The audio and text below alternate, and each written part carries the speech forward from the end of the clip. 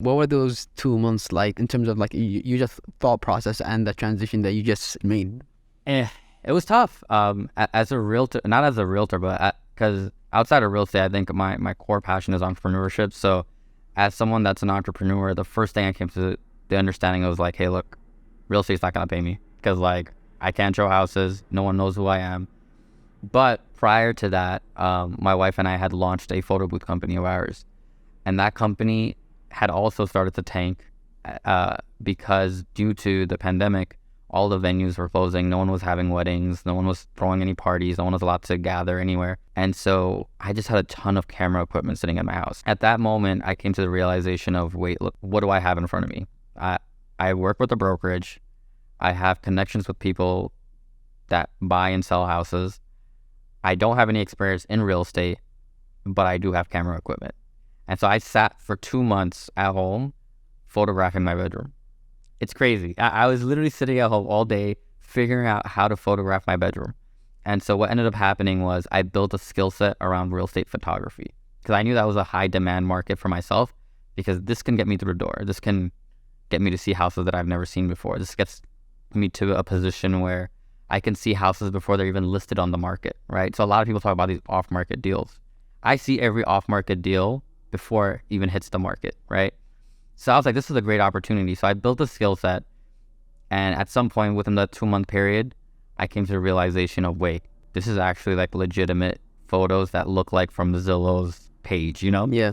And in order to legitimize my business, what I ended up doing was my wife and I are like, it's the pandemic. Why don't we just go on vacation, right? And then the Airbnbs are super cheap at this time. So we found a nice Airbnb in the Poconos for like a couple $100 a night. And mind you, my income was like nowhere at this point. So I decided to like reach out to a bunch of my friends. I'm like, hey guys, you guys want to go to the Poconos? We'll like go hiking and this and that. And they all like agreed, like, hey, like we've been stuck home all day. Why not just go out for a little vacation, everyone collectively together in the middle of nowhere? I had an ulterior motive in the back of my head, which was I'm going to go to this Airbnb. It looks super nice. Before anyone gets into the property, I'm going to photograph this house. And that's exactly what I did. So I ended up going to the property. I ended up photographing the whole thing. We all had a fun time on vacation. And then I edited all those photos once I got back home. And that was my portfolio. So what I ended up doing was I went to my broker. I'm like, hey, look at this. I took all these photos. Let me shoot every single property for your brokerage. And at that time, our brokerage had about 250 agents.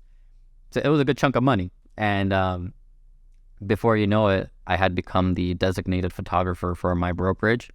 And that kind of just snowballed into like other people seeing my photography skills. And eventually that was my bread and butter for the very first couple of months in real estate. There's a book. It's called The Unfair Advantages. Mm-hmm. I can't remember the author. There are 2 authors. But it talks about how when you're about to start something new is to assess what you have advantages over other people who are in the same market. And you're like realizing that you have this equipment at home that's sitting around and figuring out what to do with them.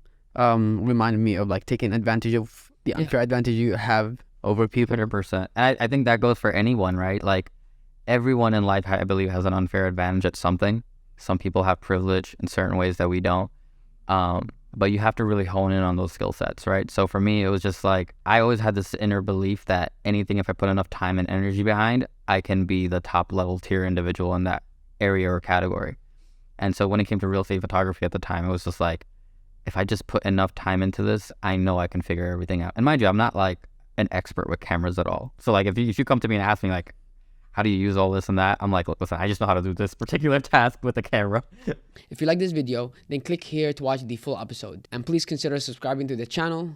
It means a lot. Stay creative and salam.